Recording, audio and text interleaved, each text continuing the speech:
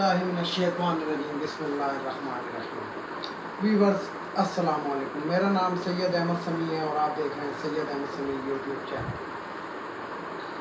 Viewers آج میں آپ سے بات کروں گا یہ چودھری نثار صاحب کا ایک ٹی وی انٹرویو جو انہوں نے دیا اس کے بارے میں۔ تو چودھری نثار صاحب اب فرماتے ہیں یعنی کہ جب وہ تقریباً 2 سال سے سیاست سے آؤٹ ہیں اور کسی بھی اس کے اوپر ان کو کوئی جگہ نہیں ملتی بیان دینے کی، تو ویسے ان کو خبروں میں رہنے کا طریقہ آتا ہے، ہر 3-4 مہینے کے بعد کوئی نہ کوئی پریس کانفرنس ٹھوک دیتے تھے اور اس کے اندر وہ تھوڑا بہت وہ دوبارہ تصویر میں آ جاتے تھے تو زندہ رہنے کے لیے ویورز جس طریقے سے یہ ہمارے بچپن کے اندر ایک کتاب ہوتی تھی، مطلب وہ مختلف قسم کے ناول تھے، تو اس کا عنوان ہوتا تھا لہو گرم رکھنے کا ایک طریقہ۔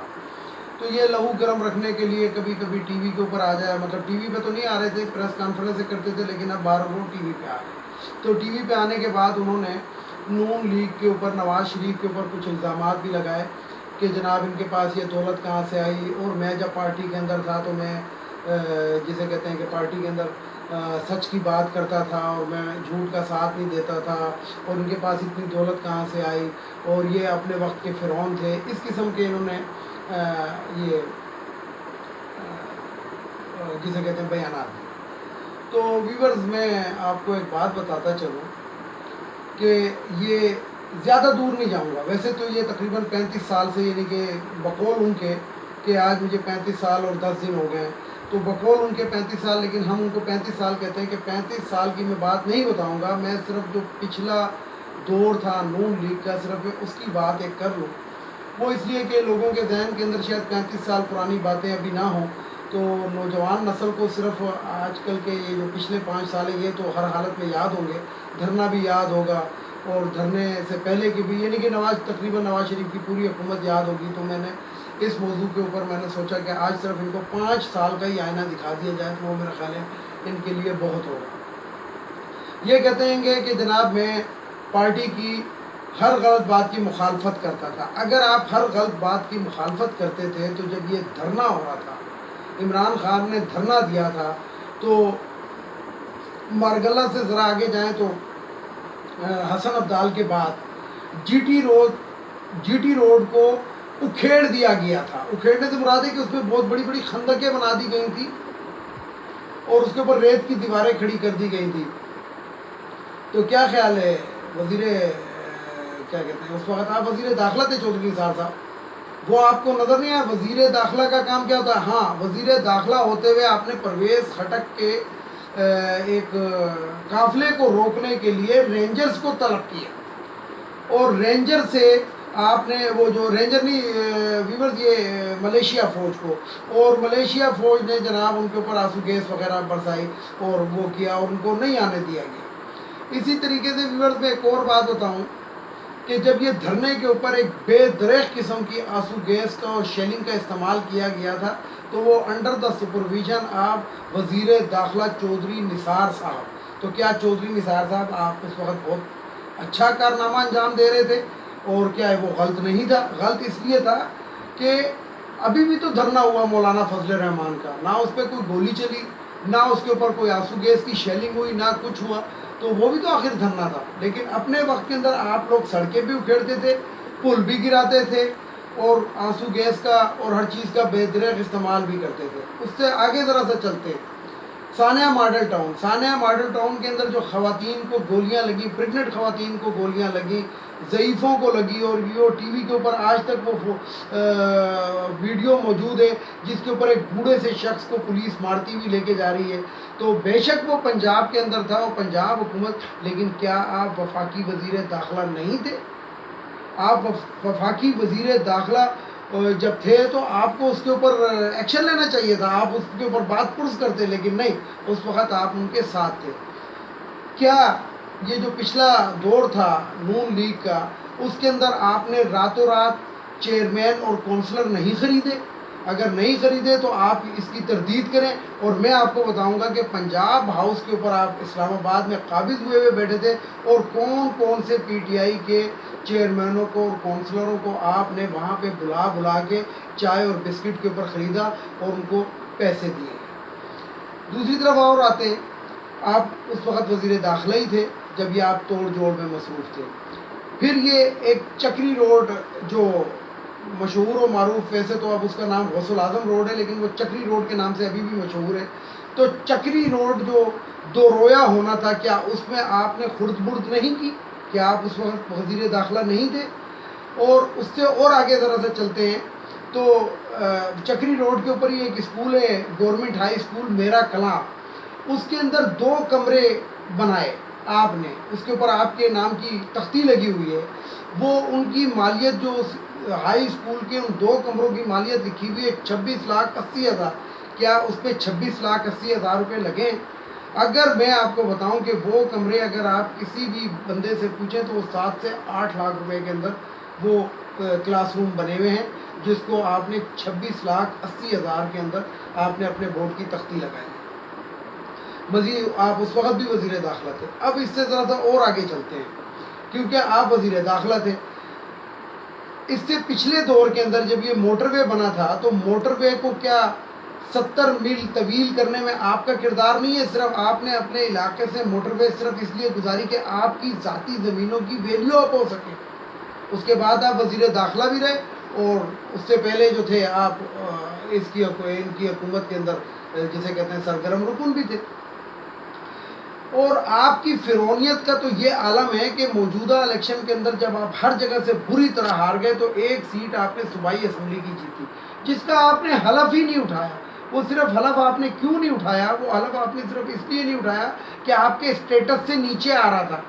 آپ کی وہ تھی کہ میں ایک یہ سیٹ تو جیت گیا ہوں، اگر پنجاب لیگ اس کے اندر مجھے پنجاب میں نون لیگ اگر حکومت بنانے میں کامیاب ہوتی ہے اور مجھے انہوں نے اپنے ساتھ ملایا تو میں وزیر اعلیٰ کی سیٹ مانگوں گا.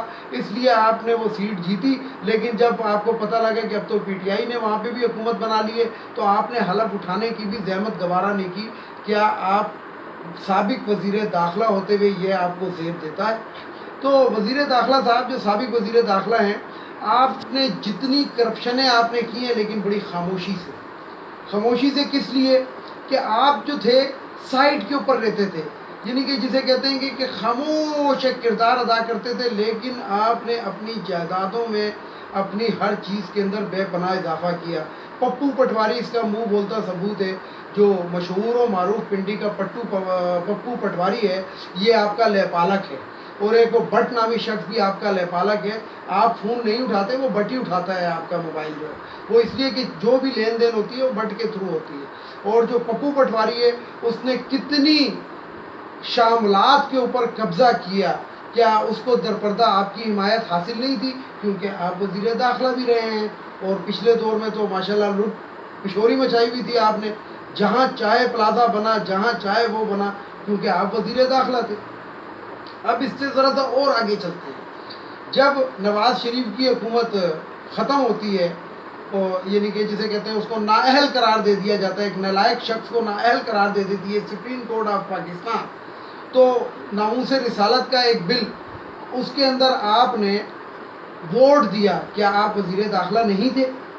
پھر اس کے بعد آپ نے ایک نااہل اور نالائق شخص کے لیے ایک قانون سازی پاس کی جو بعد میں سپریم کورٹ نے اس قانون کو انڈو کر دیا تھا، یعنی کہ جسے کہتے ہیں کہ نافذ العمل، ناقابل نافذ العمل قرار دے کے اس کو اڑا دیا تھا، سپریم کورٹ نے اڑایا. لیکن وہ نااہل شخص کو پارٹی صدر بنانے کے اندر آپ نے باقاعدہ ووٹ دیا. تو کیا آپ سابق وزیر داخلہ نہیں تھے؟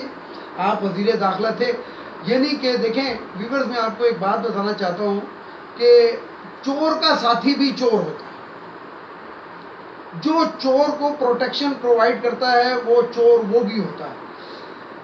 اگر یہ کہتے ہیں کہ میں نواز شریف کے پاس اتنی دولت کہاں سے آئی، تو یہ دولت وہیں سے آئی جو آپ جن ادوار کے اندر ان کی کرسی کے لیفٹ سائڈ پہ بیٹھا کرتے تھے نواز شریف کی، انہی ادوار میں وہ آئی، دولت آئی.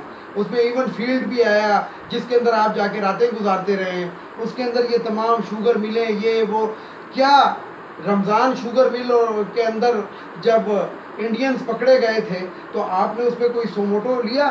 اس لیے کہ آپ وزیر داخلہ تھے، آپ کو اس کے اوپر لینا چاہیے تھا جو غیر کا. اچھا، پھر اسی طریقے سے وہ جو آئرن مین انڈیا کا ملنے کے لیے نواز شریف سے آتا ہے اور بغیر ویزے کے مری اس کو لے جایا جاتا ہے اور وہاں پہ نیگوسیٹ کیے جاتے ہیں، تو کیا آپ اس وقت وزیر داخلہ نہیں تھے؟ آپ کو اس کے اوپر ایکشن نہیں لیا؟ آپ وزیر داخلہ تھے، آپ روک سکتے تھے، آپ رکوا سکتے تھے. فوج آپ کے انڈر میں، پولیس آپ کے انڈر میں، قانون نافذ کرنے والے ادارے تو آپ کے انڈر میں تھے.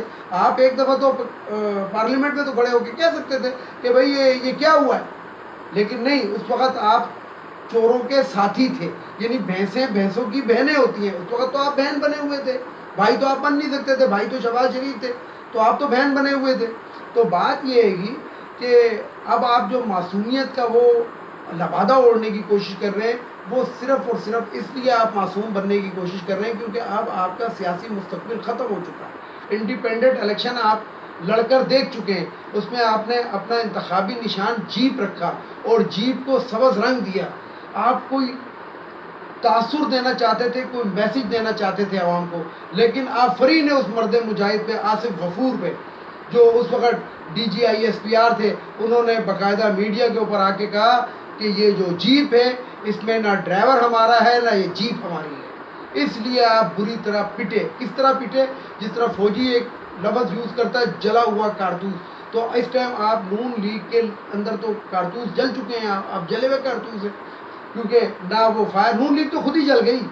یعنی کہ دیکھیں ویورز، عمران خان کی مقبولیت کا اندازہ آپ اس سے دیکھیں کہ پچھلے الیکشن کے اندر وہ سرحد کے اندر ایک سادہ اکثریت سے حکومت بنانے کے اندر کامیاب ہوتی ہے، لیکن یہ جو موجودہ الیکشن ہوا اس کے اندر اے این پی، شیر پاؤ، جتنے گروپ تھے، صفایا، وائٹ واش، اور صوبہ سرحد کے اندر ایک اسٹرانگ حکومت. اور نہ صرف صوبہ سرحد کے اندر اسٹرانگ حکومت بلکہ تخت لاہور پہ بھی قبضہ چھڑا لیا گیا. یعنی جو تخت لاہور 35 سال سے شریفوں کے قبضے میں تھا، چودھریوں کے قبضے میں تھا، نثار صاحب کی آشیواد سے تھا، وہ بھی چھڑا لیا گیا ہے.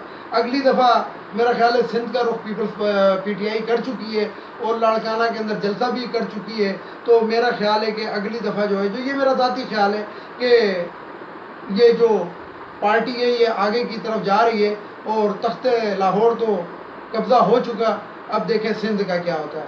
تو چودھری نثار صاحب، یہ جو آپ شرافت کا لبادہ اوڑھنے کی اب کوشش کر رہے ہیں اور ہمدردیاں حاصل کرنے کی کوشش کر رہے ہیں، تو شاید آپ کوشش، آپ کی، مجھے جو میری انفارمیشن ہے اس کے تحت آپ نے پی ٹی آئی کے کچھ لوگوں سے بھی رابطہ کیا ہے. تو یہاں پہ دال نہیں گلے گی. یہ اس لیے نہیں گلے گی کہ آپ نے 900 چوہے وہاں پہ کھائیں اور حج کرنے کے لیے آپ یہاں پہ آنے کی کوشش کر رہے ہیں، تو ایسے نہیں ہوگا. جو آپ کے کالے کرتوت ہیں، آپ اسی طریقے سے کوئی ٹی وی کے اوپر آئیں، کوئی پریس کانفرنس کریں اور قوم سے معافی مانگیں کہ میں نے چوروں کا، ڈکیتوں کا ساتھ دیا تو لہٰذا قوم مجھے معاف کر دے.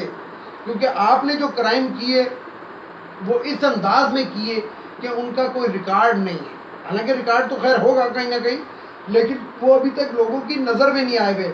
لیکن آپ اپنے آپ کو مجرم مانتے ہوئے، کیونکہ ضمیر کی آواز بھی کوئی چیز ہوتی ہے، تو لہٰذا پلیز اپنے اندر سے اس ضمیر کو جگائیں. وہ جو سریہ آپ کی گردن میں ہے، جو اس سریے کو آپ نکالیں اور آپ اپنے ضمیر کو ذرا سا جگائیں. اور ضمیر کو جگانے کے بعد آپ یہ سوچیں کہ آپ نے جو غلط کاریاں اور غلط کام اور ناجائز قسم کے کام نون لیگ کے دور میں اور نون لیگ کی حکومت میں اور نون لیگ کو سہارا دینے کے لیے کیا، آپ اس پہ قوم سے معافی مانگیں. تو امید ہے کہ قوم بڑی فراخ دل ہے، معاف کر دے گی. تو بات یہ ہے کہ پاکستان کی ایک روایت رہی کہ پاکستان کے اندر جو محب وطن ہوتا ہے اس کو تو عدالتیں کہتی ہیں کہ اس کو گھسیٹ کے ڈی چوک پہ لٹکا اور 3 دن تک لاش لٹکی رہے، کیونکہ وہ محب وطن ہوتا ہے. تو ایک فیس بک کے اوپر ایک میرے سامنے سے ایک تصویر گزری، اس میں تینوں جرنیلوں کی تصویر تھی، یعنی آرمی چیف، ایئر چیف اور نیول چیف کی، اور اس کے نیچے لکھا تھا انہوں نے کسی سے 1 انچ زمین بھی قبضہ نہیں کی اور یہ چھاتیوں پہ تنگوے سجائے بیٹھے ہیں. تو بات یہ ہے کہ جس نے قبضہ کی تھی مشرف نے، وہ نواز شریف صاحب امریکہ میں ہار کر آ گئے تھے. یعنی جس نے قبضہ کر دکھائی تھی، نواز شریف صاحب امریکہ میں جا کے لیٹ گئے تھے کلنٹن کے سامنے، اور عوام کی ہماری بے وقوفی دیکھیں کہ کلنٹن کا اس وقت اینڈ چل رہا تھا، یعنی کہ اس کا دور ختم ہونے والا تھا، دوسرا دور بھی. تو نواز شریف نے آ کے قوم کو کہا کہ کلنٹن نے کہا ہے کہ میں کشمیر کے بارے میں ذاتی انٹرسٹ لوں گا. وہ تمہارا تو دور ہی ختم ہونے والا ہے، تم نے انٹرسٹ لے کے کیا کرنا ہے، یا تم انٹرسٹ لے کے کر کیا سکتے ہو. تو بہرحال ویڈیو کو لائک کریں، شیئر کریں، سبسکرائب کریں، بیل آئیکن کے بٹن کو ضرور دبائیں. اور آخر میں تمام عالم اسلام، تمام مسلمان بھائیوں سے، تمام ویورز سے اور تمام پاکستانیوں سے اللہ حافظ، خدا حافظ. اور آخر میں وہی نعرہ، پاکستان زندہ باد، پاک فوج پائندہ.